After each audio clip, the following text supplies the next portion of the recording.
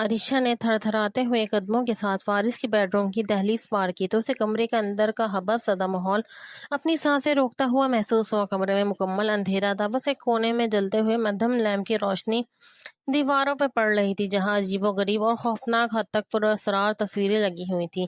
عائشہ نے دیکھا کہ ان تمام تصویروں میں موجود عورتوں کے چہروں پر کالی سیاہی پھیری ہوئی تھی، جیسے کسی نے بہت نفرت سے انہیں مسیح کیا ہو۔ اس کے دل کی دھڑکن تیز ہو گئی اور بھاری اروسی جوڑے کے بوجھ تلے دبی وہ ساکت کھڑی رہ گئی۔ کمرے کی خاموشی اتنی گہری تھی کہ اس اپنی ہی دھڑکنیں سنائی دے رہی تھی، جبکہ سامنے کھڑکی کے پاس موجود کرسی پہ کسی کے بیٹھنے کا ہیولا نظر آ رہا تھا، جس نے اس کے پورے وجود پر لرزہ طاری کر دیا تھا۔ فارس اندھیرے کے اس دبیز حصار میں بالکل ساکت بیٹھا تھا، اس کے ہاتھ پر سلگتا ہوا سگریٹ کا سرخ انگارہ اندھیرے میں بھی کبھی روشن ہوتا اور پھر مدھم پڑ جاتا۔ عائشہ کے قدموں کی چاپ اور اس کی بھاری عروسی جوڑے کی سرسراہٹ نے جب کمرے کی روشنی کو چیرا تو فارس نے نہایت آہستہ سے اپنا رخ بدلا۔ سگریٹ کا ایک گہرا کش لے کر اس نے دھواں فضا میں اچھالا، جو مدھم لیمپ کی روشنی میں موجدار لہروں کے ساتھ ہی تیرنے لگا۔ اس کی سرد اور تیکھی نظر عائشہ کے وجود پہ کسی شکاری کی طرح جم گئی، جیسے وہ اس کے چہرے پہ لکھے خوف کو پڑھ رہا تھا۔ اس کا خاموشی سے مڑنا اور عائشہ کو ان پراسرار نظروں سے دیکھنا ایک ایسے طوفان کا پیش خیمہ تھا جس نے عائشہ کے دل میں ہول اٹھا دیے۔ وہ بغیر کچھ کہے اسے مسلسل گھور رہا تھا۔ اس کی یہی خاموشی کسی بھی تلخ کلامی سے زیادہ اذیت ناک ثابت ہو رہی تھی۔ فارس اپنی جگہ سے اٹھا اور شکاری جیسی پھرتی کے ساتھ عائشہ کے قریب آیا۔ اس سے پہلے کہ وہ کچھ سمجھ پاتی، اس نے اپنا مضبوط ہاتھ بڑھا کر عائشہ کا جبڑا اتنی سختی سے تھاما کہ اس کی انگلیاں عائشہ کے نازک جلد میں گڑ گئی۔ اس نے عائشہ کے خوف سے بھیگی آنکھوں میں اپنی سلگتی ہوئی نظریں گاڑ دیں اور ایک ہولناک ہنسی کے ساتھ بولا، کتنا خوبصورت چہرہ ہے نا، بالکل معصوم اور پاکیزہ۔ اس کے لہجے میں بلا کا زہر تھا۔ میری ماں کا بھی ایسا ہی خوبصورت چہرہ تھا، لیکن اس کے پیچھے چھپا ہوا دل کالا تھا۔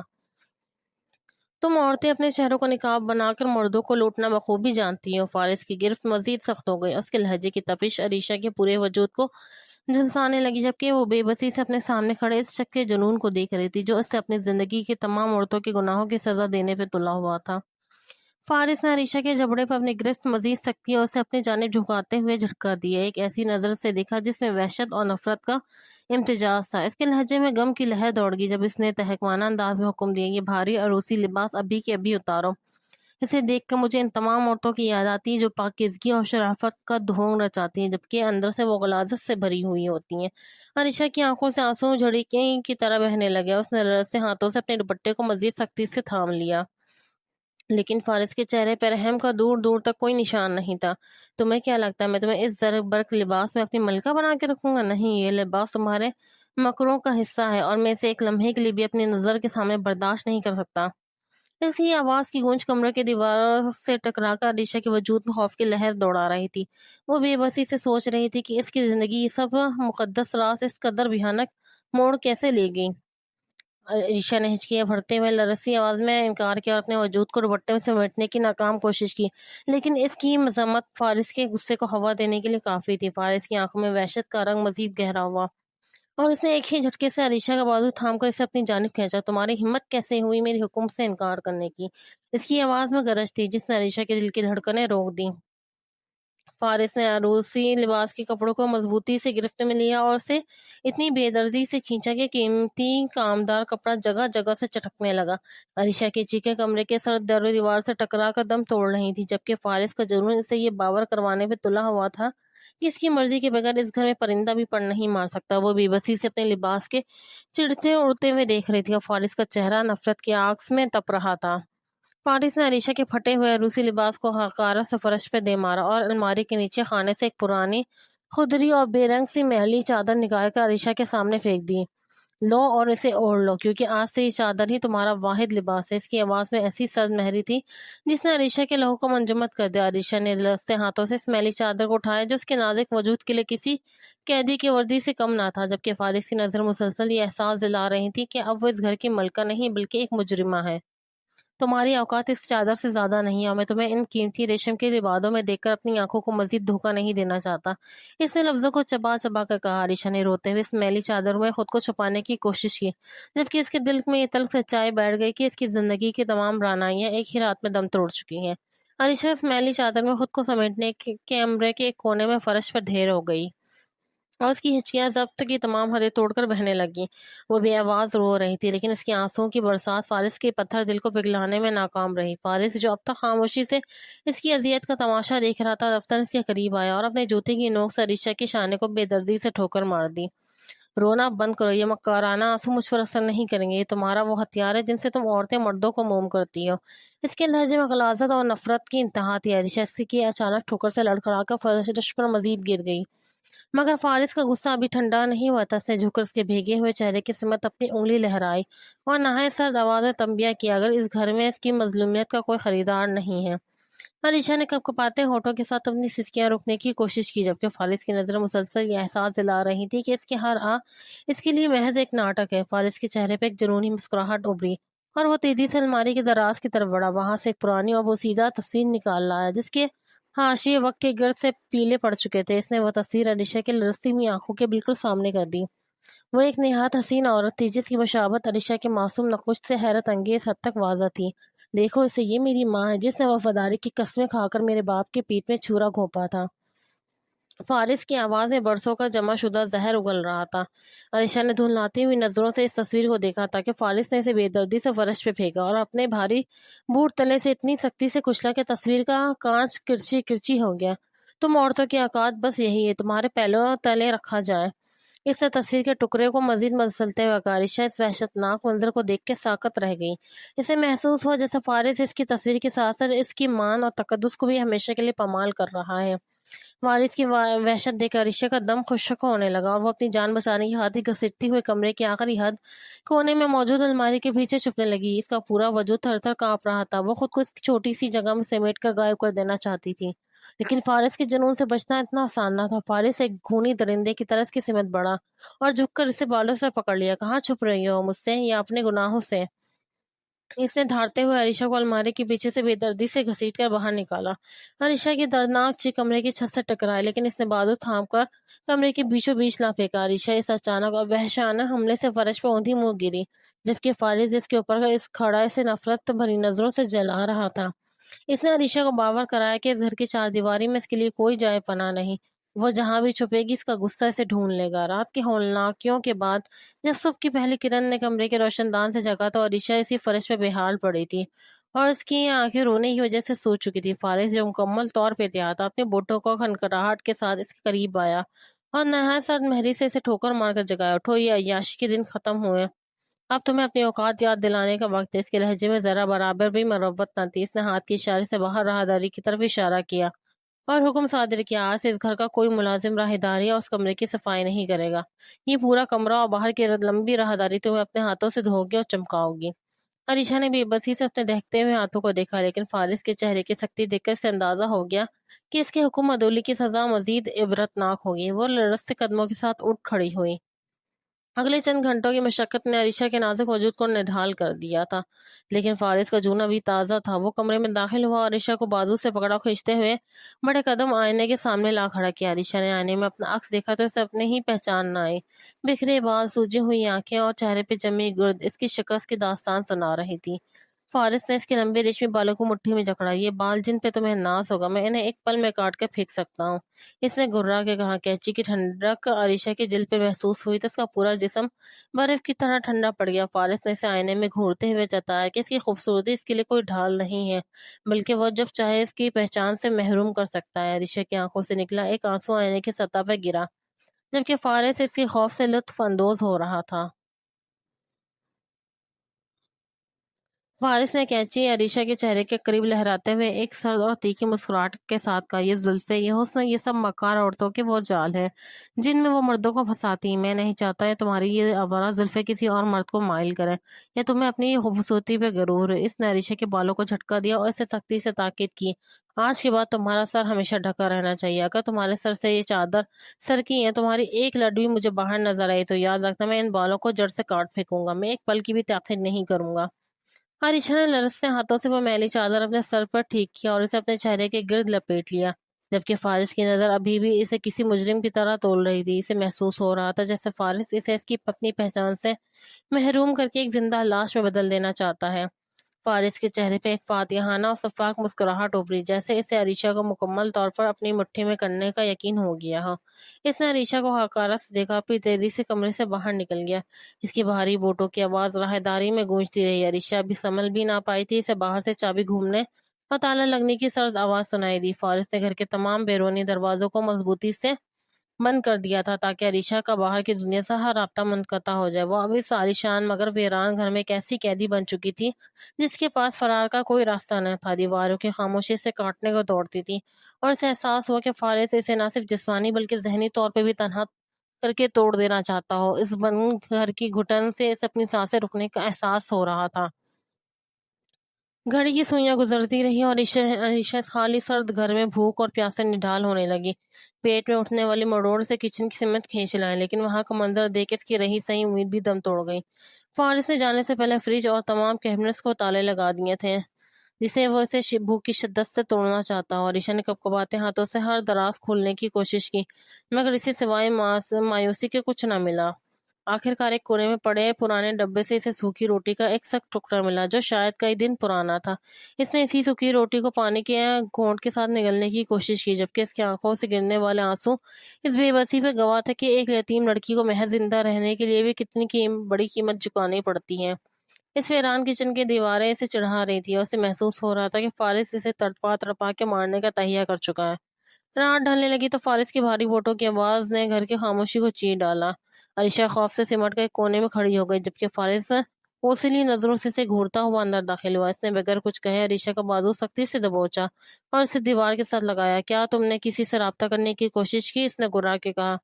عریشہ کے انکار پر اس نے وحشت زدہ انداز میں اس کے دوپٹے اور چادر کی تلاشی لینا شروع کر دی، جیسے اسے یقین ہو کہ عریشہ نے دنیا سے رابطہ کرنے کا کوئی خوفزدہ ذریعہ چھپا رکھا ہو۔ اس کی انگلیاں عریشہ کے لباس میں سختی سے گڑ رہی تھی۔ وہ کسی پاگل پن کی حد تک اسے ٹٹول رہا تھا کہ کہیں اس نے کوئی سم یا کارڈ فون تو نہیں چھپایا۔ جب اسے کچھ نہ ملا تو اس نے عریشہ کو حقارت سے پرے دھکیل دیا، مگر اس سے کی شک بھری نظریں ابھی بھی عریشہ کے وجود کا طواف کر رہی تھی، جیسے وہ اسے کبھی معاف نہیں کرے گا۔ کئی گھنٹوں کی مشقت اور مسلسل ذہنی تناؤ نے عریشہ کے نحیف وجود کو توڑ کر رکھ دیا تھا۔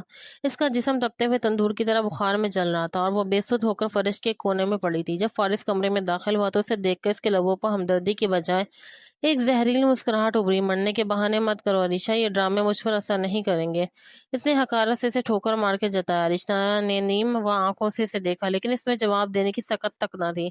فارس اسے وہیں تڑپتا چھوڑ کے خود بیڈ پہ جا لیٹا، مگر جیسے جیسے رات ڈھلتی گئی عریشہ کی سسکیاں اور تیز سانسوں کی آواز نے اسے بے چین کر دیا۔ نہ جانے اس کے پتھر دل میں کہاں سے ایک انجانی سی کسک جاگی۔ وہ بستر سے اٹھا اور عریشہ کے پاس آیا، جو نیم بے ہوشی کی حالت میں اللہ کو پکار رہی تھی۔ فارس نے خاموشی سے اسے بازو میں بھرا اور اسے کھینچ کر اپنی گود میں بٹھا لیا۔ اس نے عریشہ کا تپتا ہوا سر اپنے سینے سے لگا لیا، جہاں عریشہ کا چہرہ اس کے دل کی دھڑکنوں کے عین اوپر تھا۔ عریشہ اپنی نیم بے ہوشی کی وجہ سے اس کے لمس اور اس کی اچانک جاگنے والی ہمدردی سے بالکل بے خبر تھی۔ فارس کی نظروں میں ایک عجیب سی الجھن تھی، جیسے وہ خود اپنے اندر پیدا ہونے والی اس نئے احساس سے لڑ رہا تھا۔ اگلی صبح ہوتے ہی فارس کی آنکھوں میں دوبارہ وہی سرد مہری لوٹ آئی، جیسے رات کی وہ ہمدردی محض ایک خواب تھی۔ اس نے عریشہ کو بے دردی سے جھنجھوڑ کر ہوش ملایا اور اسے زبردستی اپنے پاس کرسی پہ بٹھا دیا۔ عریشہ کی نحیف آنکھیں ابھی بخار کی تپش سے سرخ تھی، مگر فارس کو اس کی تکلیف سے کوئی سروکار نہ تھا۔ اس نے ایک پرانا فوٹو البم اس کے سامنے کھولا۔ دیکھو اسے، یہ بھی تمہاری طرح معصوم بنتی تھی، لیکن اس کی ہر مسکراہٹ کے پیچھے ایک نیا جھوٹ اور ہر ادا کے پیچھے بے وفائی چھپی تھی۔ اس نے لفظوں کو چھپا بغیر کہا۔ وہ گھٹنوں عریشہ کو اپنی پہلی بیوی کی بے وفائی، اس کے دھوکے اور اپنے ساتھ ہونے والی زیادتیوں کے قصے سناتا رہا، جیسے وہ عریشہ کے ذہن میں یہ بات نقش کرنا چاہتا ہو کہ ہر عورت فطرتاً بے وفا ہوتی ہے۔ عریشہ خاموشی سے سر جھکا اس کا ذہنی تشدد برداشت کرتی رہی، جس نے کمرے کی فضا کو مزید زہریلا بنا دیا۔ فارس کے زہریلے جملوں اور اس کی پہلی بیوی کی بے وفائی کے قصوں نے عریشہ کے اعصاب کو بری طرح جھنجھوڑ کے رکھ دیا۔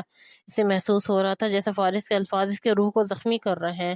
جب برداشت کی حد ختم ہو گئی تو عریشہ نے سسکتے ہوئے اپنے دونوں ہاتھ اپنے کانوں پر جما لیے تاکہ وہ ان ہولناک باتوں کو مزید نہ سن سکے۔ اس نے اپنی آنکھیں سختی سے بند کر لیں اور کانپتے ہونٹوں کے ساتھ کلمہ طیبہ اور تسبیح کا ورد شروع کر دیا۔ اس کی آواز مدھم تھی، لیکن اس میں ایک عجیب سا سکون اور استقامت تھی جو فارس کی طوفانی غسلے کا مقابلہ کر رہی تھی۔ وہ تسبیح پڑھتے ہوئے خود کو اس کمرے کی تلخیوں سے دور کسی محفوظ پناہ گاہ میں لے جانے کی کوشش کر رہی تھی۔ عریشہ کا یہ رویہ فارس کے لیے کسی تازیانے سے کم نہ تھا۔ اسے لگا جیسے عریشہ نے اس کی نفرت کو نظر انداز کر کے اس کے غرور کو چیلنج کیا ہو۔ وہ اسے اذیت دینا چاہتا تھا، مگر عریشہ کا ذکر الہی میں ڈوب جانا اسے یہ پیغام دے رہا تھا کہ اس کا سہارا فارس سے کئی زیادہ طاقتور ہے۔ فارس جواب تک غصے کے عالم میں لفظوں کی تیر برسا رہا تھا۔ عریشہ کے چہرے پہ چھائے اس عجیب و غریب سکون کو دیکھ کر ایک دم خاموش ہو گیا۔ عریشہ کی آنکھیں بند تھیں اور اس کے لرزتے لب تسبیح پڑھنے میں اس قدر مصروف تھے جیسے اس کے لیے فارس کا وجود اور اس کی باتیں کوئی معنی ہی نہیں رکھتی۔ فارس کو محسوس ہوا جیسے اس کی تمام تر نفرت اور اذیت ناک باتیں عریشہ کے گرد بننے اس روحانی حساس سے ٹکرا کر بے اثر ہو رہی ہیں۔ یہ خاموش مزاحمت اسے گہری چوٹ کی طرح لگی۔ اس نے دانت پستے ہوئے عریشہ کے قریب آ کر اسے گھورا۔ اس کا جی چاہ رہا تھا کہ وہ عریشہ کا جھنجھوڑ کر اس کا یہ سکون چھین لے، کیونکہ وہ خود برسوں سے بے سکونی کی آگ میں جل رہا تھا۔ عریشہ کے چہرے پہ موجود ٹھہراؤ فارس کے اندر ایک نئی آگ بھڑکا رہا تھا، ایسے چڑ جو اسے ماننے پہ مجبور کر رہی تھی کہ وہ عریشہ کے جسم کو تو قید کر سکتا مگر اس کی روح کو اور اس کے بھروسوں کو توڑنا اس کی بس کی بات نہیں تھی۔ فارس عریشہ کے چہرے پہ وہ سکون دیکھ کر تلملا اٹھا۔ اسے غصے میں اپنا ماتھا ہاتھ اٹھایا، لیکن عریشہ کے لرزتے لبوں سے نکلتے ذکر الہی نے جیسے اس کے ہاتھ کو مفلوج کر دیا، تو وہ تسبیح کے حرمت سے واقف تھا، اس لیے اس نے اسے چھونے کی ہمت تو نہ کی مگر اس کی آواز میں بلا کی کڑواہٹ بھر آئی۔ تمہیں کیا لگتا ہے تمہاری یہ عبادت تمہیں میرے چنگل سے بچا لیں گی؟ اس نے تحقیق آمیز لہجے میں کہا اور کرسی کو زور سے ٹھوکر مار دی۔ اس کی گھر کے دیواروں کے اندر صرف میرا حکم چلتا ہے اور تمہاری یہ عبادت بھی تمہیں میری نفرت سے پناہ نہیں دے سکتی۔ وہ تحقیق آمیز اور غصے بھری نظروں سے دیکھتا رہا، جیسے اس سے اس بات پر غصہ ہو کہ عریشہ نے اس کے سامنے جھکنے کے بجائے کسی اور کے سامنے سر نیاز خم کر کے رکھا ہو، مگر وہ اس کی پاکیزہ رشتے کو توڑنے کی ہمت نہ کر سکا اور غصے میں پیر پٹکتا ہوا کمرے سے باہر نکل گیا۔ فارس کا غصہ ابھی ٹھنڈا نہیں ہوا تھا، لیکن جب اس نے دیکھا کہ عریشہ کا وجود اس ٹھنڈے فرش پہ بری طرح تھر تھرا رہا ہے تو اس کے قدم وہیں رک گئے۔ عریشہ شدید بخار کی تپش میں جل رہی تھی، اس کا چہرہ سرخ تھا، وہ نیم بے ہوشی کی حالت میں خود کو میں سمٹی ہوئی کانپ رہی تھی۔ فارس کے اندر کی صفاقی ایک لمحے کو جیسے تھم سی گئی، وہ بے اختیار آگے بڑھا اور عریشہ کو فرش سے اٹھا کر بستر پہ لٹا دیا۔ عریشہ اس وقت ہوش اور بے ہوشی کے درمیانی راستے پر تھی۔ اسے نہیں معلوم تھا اسے چھونے والا وہی شخص ہے جس نے اسے اتنی اذیت دی ہے۔ سردی کی شدت اور محبت کی پیاس نے اسے مجبور کر دیا، وہ اس کے لمس کی تپش میں پناہ ڈھونڈے۔ اس نے نیم و آنکھوں اور لرزتے ہاتھوں سے فارس کی گردن کو چھوا، اس کے قریب ہوتی چلی گئی۔ اس کی انگلیوں کے پور فارس کے چہرے اور ہونٹوں کو بے خیالی میں چھونے لگے۔ مجھے پیار کرو نا، میں بہت بھوکی ہوں محبت کی، کوئی مجھ سے پیار نہیں کرتا، کوئی بھی نہیں۔ عریشہ کی یہ التجا، اس کا فارس کے سینے سے لگ جانا، اس کے وجود میں پناہ ڈھونڈنا فارس کو ساکت کر گیا۔ وہ جو اسے توڑنے آیا تھا خود عریشہ کی اس معصومیت اور محرومی کے سامنے ڈھیر ہونے لگا۔ عریشہ اسے اپنا دشمن نہیں بلکہ اپنی محبت کی پناہ گاہ سمجھ کے سے لپٹ رہی تھی، جبکہ فارس کی آنکھوں میں پہلی بار پچھتاوے کی ایک ہلکی سی لہر ابھری۔ پوری رات فارس ایک عجیب سی کشمکش کی گرفت میں رہا۔ عریشہ کا تپتا ہوا وجود اس کے سینے سے لگا تھا اور اس کی ہذیانی کیفیت میں کی گئی محبت کی التجائیں فارس کے دل کے بند دروازوں پر دستک دے رہی تھی۔ اسے پہلی بار عریشہ کو ایک مجرمہ کے بجائے ایک پیاسی روح کے طور پہ دیکھا۔ وہ خاموشی سے بیٹھ کے اس کے ماتھے پہ ٹھنڈی پٹیاں رکھتا رہا اور اسے کمبل میں اچھی طرح لپیٹ دیا تاکہ اس کی کپکپاہٹ کم ہو سکے۔ عریشہ کی معصومیت اور بے ہوشی میں کی گئی باتیں سے اندر تک گھائل کر رہی تھی، لیکن جیسے ہی صبح کی پور پھٹی، وہ کمرے میں اجالا ہوا فارس کے اندر کا سنگ دل مرد دوبارہ جاگ اٹھا۔ اسے لگا جیسے وہ کمزور پڑ رہا ہے۔ اپنی اس کمزوری کو چھپانے کے لیے اس نے دوبارہ وہی پرانی سختی کا لبادہ اوڑھ لیا۔ وہ جھٹکے سے بیٹھ سے اٹھا اور عریشہ کو اسی حالت میں چھوڑ کے کمرے سے باہر نکل گیا تاکہ جب عریشہ کو ہوش آئے تو اسے فارس کی رات والی نرمی کا ذرا برابر بھی احساس نہ ہو۔ جب عریشہ کی آنکھ کھلی تو اس نے خود کو نرم بستر پر اور کمبل میں لپٹا ہوا پایا۔ اس کی سر بھی ابھی بھی بھاری تھا، لیکن بخار کی وہ تپش کم ہو چکی تھی۔ اسے دھندلا سا یاد تھا کہ کوئی رات اس کے بہت قریب تھا، کسی نے اسے تھاما تھا، لیکن وہ اسے خوف سمجھ کے جھٹلا گئی۔ ابھی وہ سنبھل رہی تھی کہ فارس کی گرجدار آواز کمرے میں گونجی، اٹھو اور جاؤ، یہ بستر تمہاری عیاشی کے لیے نہیں ہے۔ وہ دروازے پہ کھڑا اسے حقارت سے دیکھ رہا تھا جیسے کل رات کچھ ہوا ہی نہ ہو۔ اس نے کنارے پہ بندی گھڑی کی طرف دیکھا اور اشارہ کیا، حکم دیا، باہر کچن میں جاؤ، میرے لیے ناشتہ تیار کرو اور یاد رکھنا مجھے دیر پسند نہیں۔ عریشہ نے کپکپاتے ہاتھوں سے اپنی میلی چادر سر پہ ٹھیک کی اور لرزتے قدموں سے کچن کی طرف بڑھی، جبکہ اس کے ذہن میں بار بار وہی سوال گردش کر رہا تھا کہ کیا رات کا وہ لمس، وہ سکون واقعی محض ایک سیراب تھا؟ کچھ دن گزرے تو عریشہ کی حالت روز بروز بگڑنے لگی۔ اسے اب ہر وقت ہلکا بخار رہنے لگا، جس کی تپش اس کے چہرے کے زردی میں صاف نظر آتی تھی۔ ناشتہ بناتے ہوئے اچانک اسے کچن میں मसालों की बू से शदीद उबकाई आए और वो अपना पेट पकड़ के दीवार का सहारा लेने पे मजबूर हो गई। सर में उठने वाले चक्रों ने इसे अंधेरे में धकेल दिया और वो वहीं फर्श पे ढेर होने लगी।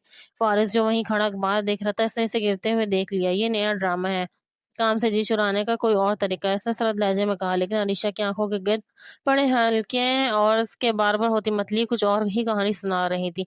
अलीशा ने कांपते हाथों से अपना सर थामा। इसे समझ नहीं आ रहा था ये जिस्मानी कमजोरी है या इसकी जिंदगी में किसी नए तूफान की दस्तक। अलीशा की हालत लम्हा ब लम्हा बिगड़ती जा रही थी। इसका चेहरा जर्द पड़ चुका था, इसकी आंखों के गिर्द ये हल्के इसके अंदरूनी टूट फूट का पता दे रही थी।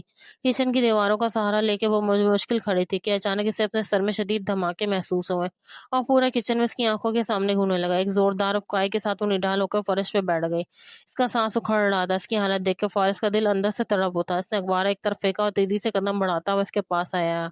अरीशा, ये क्या तमाशा है? इसने आवाज में सख्ती लाने की कोशिश की, मगर इसका हाथ बेख्तियार अरीशा के माथे की तरफ पड़ा जो बुखार से तप रहा था। अरीशा ने बेबसी से इसे देखा और इससे पहले कि वो कुछ बोलती, इसका सर एक तरफ ढल गया। वो दोबारा बेहोश हो गई। फारिस का दिल जोर से धड़का। इसने फौरन से इसे गोद में उठाया और गाड़ी की तरफ वह भागा। रास्ते भर वो खुद यही समझता रहा कि ये सब अरीशा की कमजोरी है, लेकिन इसका दिल किसी अनजान खौफ से लहरा रहा था। एक अजीब सी बेचैनी इस पर सवार हो रही थी। वो बेचैनी से कमरे के बाहर टहल रहा था, जबकि अंदर डॉक्टर आयशा का मुआयना कर रही थी। कुछ देर बाद जब लेडी डॉक्टर माहिर आए तो उनके चेहरे पर संजीदगी और रहत के मिले जुले तासरात थे। मिस्टर फारिस, मरीजा की हालत काफी तशवीशनाक है। शदीद बुखार और कमजोरी ने इनके जिस्म को निढाल कर दिया है। डॉक्टर ने फाइल देखते हुए कहा। फारिस ने बेसब्री से पूछा, लेकिन ये बार बार बेहोश क्यों हो रही है? डॉक्टर ने एक गहरी सांस ली और इसकी आंखों में देखते हुए वो इंकशाफ किया जिसने फारिस के कदमों तले से जमीन निकाल दी। मुबारक हो, आपकी वाइफ उम्मीद से है, लेकिन इनकी मौजूदा जहनी और जिस्मानी हालत इस नाजुक मरहले के लिए बिल्कुल मौजू नहीं है। ये सुनते ही फारिस का दिमाग सुन हो गया। वो जिस औरत को अपनी नफरत का निशाना बना रहा था, जिसे वो पल पल अजियत दे रहा था, वो उसके आने वाले बच्चे की माँ बनने वाली थी। इसके कानों में अलीशा की वो सस्कियां गूंजने लगी जब वो नीम बेहोशी में मोहब्बत की भीख मांग रही थी। एक पल में इसका सारा गुरूर और इंतकाम की आग जैसे बर्फ पड़ने से बुझ गई हो। वो साकत खड़ा रहा। वो डॉक्टर की बातें सुन रहा था, मगर इसका जहन इस मासूम जिंदगी के बारे में सोच रहा था जो इस नफरत ज़दा माहौल में जन्म लेने वाली थी। फारस कदम ब कदम भारी दिल के साथ अलीशा के कमरे की तरफ बढ़ा, जहां वो अभी भी होश में आकर निकाहत से आंखें खोल रही थी। जैसे ही दरवाजे की चड़चड़ाहट हुई, अलीशा ने घबरा कर सर उठाया। फारस के सामने देखकर इसका वजूद खौफ से लरसने लगा। वो फौरन सिमट कर बिस्तर से दूसरे कोने में जा लगी। इसकी आंखों में वही पुरानी वहशत थी जो फारिस को हर कदम पर गहरी होती जा रही थी। फारिस जैसे ये खुशखबरी सुनाने आया था, इसके खौफ को देखकर वहीं साकत रह गया। इसकी जुबान तालू से चिपक गई। वो अल्फाज जो डॉक्टर के केबिन से निकलते वक्त इसके जहन में थे, अब कहीं खो गए थे। वो अरीशा को बताना चाहता था कि इनकी जिंदगी में एक नया मोड़ आने वाला है, लेकिन ऐशा अरीशा की वो सहमी हुई नजरें से याद ला रही थी कि इसने इस मासूम लड़की को सिर्फ जख्म दिए हैं। वो उसे मुबारकबाद कैसे देता जब वो खुद इस अजियत का सबब था। अरीशा ने लरसते हाथों से चादर अपने गिर्द लपेटी और नजरें झुका ली, जबकि फारिस खामोशी से देखता रहा। इसके अंदर पहली बार एक बाप की ममता का और एक जालिम मर्द की आना के दरमियान शदीद जंग छिड़ चुकी थी। फारिस ने गहरी सांस ली और लरसते कदमों से अरीशा के बैठ के करीब बैठने के लिए हाथ बढ़ाया। इसका इरादा महज अरीशा के सर पर हाथ रखकर इसे तसल्ली देना और आराम करने का कहना था, लेकिन अरीशा के जहन में पिछली तमाम अज़ियतें फिल्म की तरह घूम गई। जैसे ही फारिस का हाथ इसकी तरफ बढ़ा, अलीशा को लगा कि शायद आज फिर इसके बालों को नोचा जाएगा या फिर इसे थप्पड़ रसीद किया जाएगा। वो दहशत के मारे उछलकर बैठ के कोने से लग गई और अपने दोनों हाथों से अपना चेहरा छुपा लिया। नहीं, प्लीज मुझे मत मारे। वो फट पड़ी और जोर जोर से रोने लगी। इसकी हिचकियां बन गई थी और वो अपना वजूद सिमट कर किसी छोटे बच्चे की तरह दुहाइयां दे रही थी।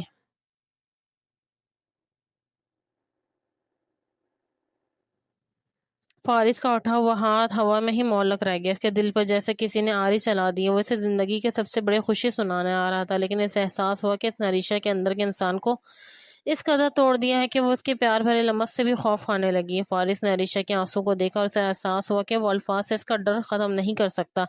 वो खामोशी से उठा और डिस्चार्ज के कागजात बनवा कर अरीशा को वापस घर ले आया, लेकिन ये वो घर नहीं लग रहा था जहां से वो कुछ घंटे पहले निकले थे।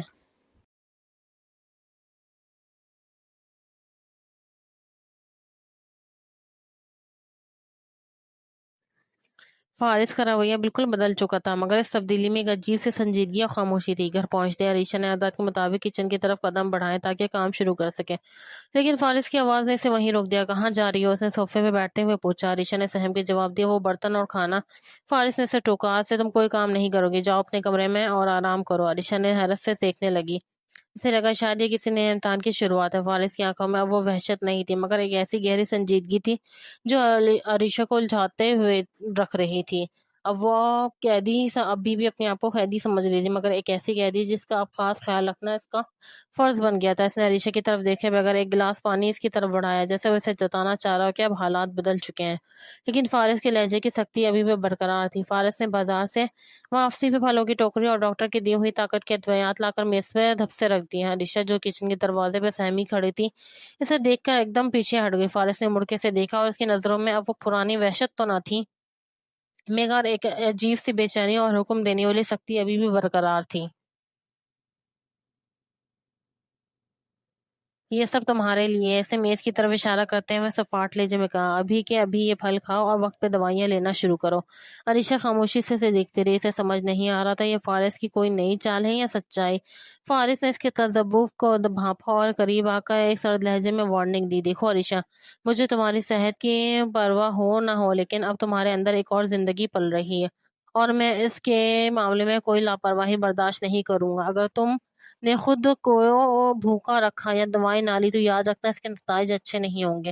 اس کے لہجے میں دھمکی تو تھی، لیکن عریشہ کی حیرت کی انتہا نہ رہی جب اس نے دیکھا کہ فارس نے خود آگے بڑھ کے ایک سیب اٹھایا اور اسے چھیلنے لگا۔ اس کے ہاتھ تھوڑا لرز رہے تھے اور وہ عریشہ کی نظروں سے نظریں چرانے کی کوشش کر رہا تھا، جیسے اپنی اس چھپی ہوئی فکر کو چھپانے کی ناکام کوشش کر رہا ہو۔ فارس کے ہاتھوں کی جنبش رک گیا، اس نے سیب چھیلنا چھوڑ کر ایک گہری نظر عریشہ کے زرد چہرے پر ڈالی، جہاں تسجس اور خوف کی ایک عجیب سی جنگ جاری تھی۔ عریشہ نے اپنی پوری ہمت جمع کر کے بہت دھیمے لہجے میں پوچھا، کیا آپ اس بچے کی آمد پہ خوش ہیں؟ یہ سوال سنتے ہی فارس کی آنکھوں میں برسوں پرانا ایک درد اور تلخی ابھر آئی، جیسے کسی نے اس کے پرانے زخم کو کریت دیا۔ اس نے مٹھیاں بھیج لی اور کھڑکی سے باہر مری کے خوبصورت پہاڑوں کی طرف دیکھنے لگا۔ خوشی اور میرے درمیان بہت پرانا بیر ہے عریشہ، اس نے سپاٹ مگر بھاری آواز میں کہا، میں نے تو صرف نفرت کرنا سیکھا ہے، لیکن اب ایک ایسی معصوم جان کا واسطہ ہے جس کا اس سب میں کوئی قصور نہیں۔ اس کے لہجے میں پہلی بار اپنی پہلی بیوی کی بے وفائی سے پیدا ہونے والی بیزاری کے بجائے ایک باپ کی ذمہ داری کا بوجھ محسوس ہو رہا تھا، مگر وہ اب بھی اپنی انا کے کھول سے باہر نہیں نکل پا رہا تھا۔ عریشہ اسے خاموشی سے دیکھتے رہے، اسے پہلی بار محسوس ہوا کہ فارس کے اس پتھر دل کے پیچھے بھی کوئی ٹوٹا ہوا انسان چھپا ہے جو اب شاید بدلنا چاہتا ہے، مگر اسے رستہ نہیں مل رہا۔ کافی دیر کی خاموشی کے بعد رات کے سائے گہرے ہونے لگے تو کمرے کی فضا بدلنے لگی، جہاں وہ دونوں آپ کروٹ کے بل ایک دوسرے کے سامنے تھے۔ کمرے کی مدھم روشنی میں ان کی نظریں ایک دوسرے میں پیوست تھی اور وہ خاموشی اتنی گہری تھی کہ دل کی دھڑکنیں صاف سنائی دے رہی تھیں۔ فارس نے دھیرے سے ہاتھ بڑھا کر عریشہ کے کپکپاتے ہاتھوں کو اپنی گرفت میں لیا اور اسے کھینچ کر اپنے اتنا قریب کر لیا کہ عریشہ کو اس کی گرم سانسیں اپنے چہرے پہ محسوس ہونے لگی۔ عریشہ کا وجود ڈر کے مارے ایک لمحے کو سہم گیا، لیکن فارس کے مضبوط حصار میں اسے ایک عجیب سا انوکھا سکون بھی ملنے لگا جو اس نے پہلے کبھی محسوس نہیں کیا تھا۔ فارس کی انگلیاں کبھی نرمی سے اس کی گردن کو چھوتی تو کبھی اس کے ہاتھوں کے پورے میں کھیلتی، اس کے وجود پہ ایک عجیب سی اضطراب کے ساتھ حرکت کرنے لگی۔ اسے بہت ہی مدھم اور بھاری آواز میں عریشہ کی آنکھوں میں جھانکتے ہوئے کہا، کیا تم مجھ سے اب بھی اتنی ہی نفرت کرتی ہو؟ عریشہ نے ڈرتے ہوئے دھیمے لہجے میں کہا، مجھے ڈر لگتا ہے، اگر آپ مجھ سے ایسا ہی ظلم کریں گے تو آپ کو ایک دن چھوڑ کے چلی جاؤں گی۔ یہ سنتے ہی فارس نے فوراً تڑپ کر اپنے ہاتھ کی پورے عریشہ کے لبوں پہ رکھ دی اور بولا، یہ سوچنا بھی مت عریشہ، اگر تم مجھے چھوڑ کے گئی تو میں مر جاؤں گا۔ عریشہ کی آنکھوں میں آنسو اترنے لگا اور اس نے دھیمے سے کہا، آپ نہیں مریں گے، آپ تو خود چاہتے ہیں کہ میں آپ کی زندگی سے چلی جاؤں، آپ تو مجھ سے نفرت کرتے تھے۔ فارس نے اسے مزید سختی سے اپنے سینے سے لگا لیا، جیسے وہ اس کے الفاظ کو اپنے وجود میں جذب کر لینا چاہتا ہو، اسے یقین دلانا چاہتا ہو کہ اب اس کی دنیا عریشہ اور اس کے آنے والے بچے کے ہی گرد ہی گھومتی ہے۔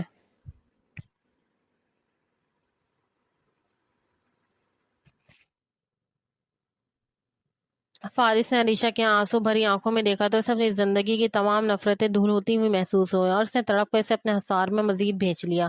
علیشہ جو اب تک اس کے لمس سے کتراتی تھی، آج نہ جانے کیوں اس کی باہوں کی تپش میں پناہ ڈھونڈنے لگی۔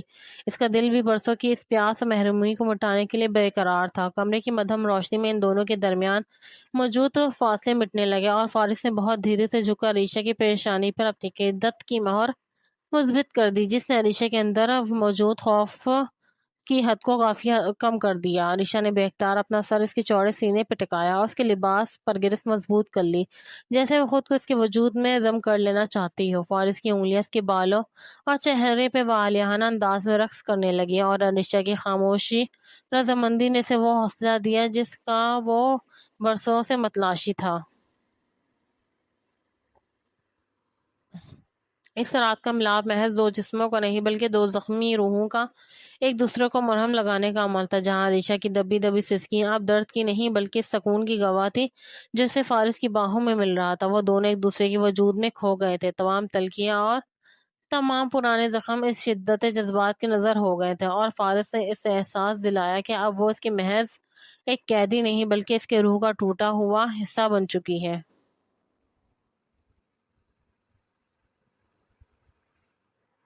اگلی صبح جب علیشہ کی آنکھ کھلی تو کمرے میں سورج کی پہلی کرنیں اس کے چہرے پہ دستک دے رہی تھی، لیکن بستر کا دوسرا حصہ خالی پا کر اس کے دل میں ایک دم انجانا سا خوف ابھرا، جیسے کل رات کا وہ سکون محض ایک سیراب تھا۔ وہ ابھی اسی شش و پنج میں الجھی بیڈ پہ بیٹھی تھی کہ اچانک کمرے کا دروازہ آہستہ سے کھلا اور فارس ہاتھ میں ناشتہ کی ٹرے لیے اندر داخل ہوا، جسے دیکھ کر علیشہ کی حیرت کی انتہا نہ رہی۔ فارس کے چہرے پر اب وہ پرانی روایتی سختی نہیں تھی بلکہ ایک عجیب سی نرمی اور اپنائی تھی جو علیشہ نے اس سے پہلے کبھی بھی نہیں دیکھی تھی۔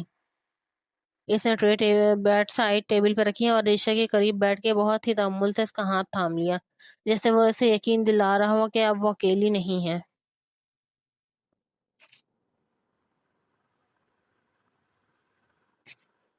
تمہیں اب اپنی اور اس ننھی سی جان کی فکر کرنی ہے، اس لیے اب سے تمہارے نخرے اور آرام میری ذمہ داری ہے، اس نے علیشہ کی آنکھوں میں جھانکتے ہوئے دھیمے لہجے میں کہا۔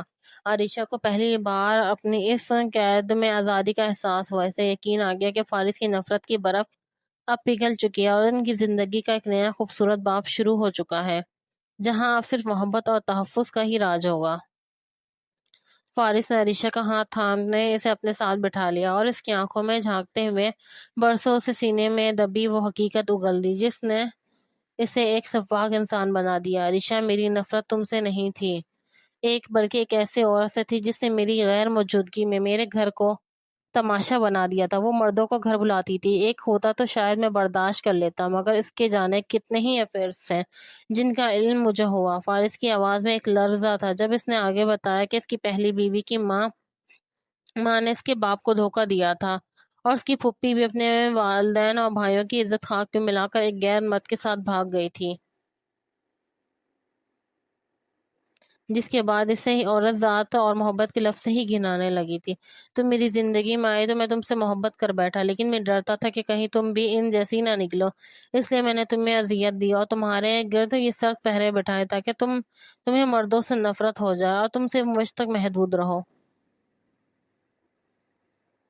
فارس کے لہجے میں پچھتاوے اور بے پناہ ملکیت کا ایک عجیب سا امتزاج تھا۔ وہ علیشہ کو اپنی آغوش میں سمیٹتے ہوئے گویا ہوا کہ اس کی تمام تر سختی کا مقصد صرف یہ تھا کہ علیشہ کبھی کسی دوسرے مرد کے بارے میں سوچ بھی نہ سکے اور ہمیشہ کے لیے صرف اس کی ہی ہو کے رہ جائے۔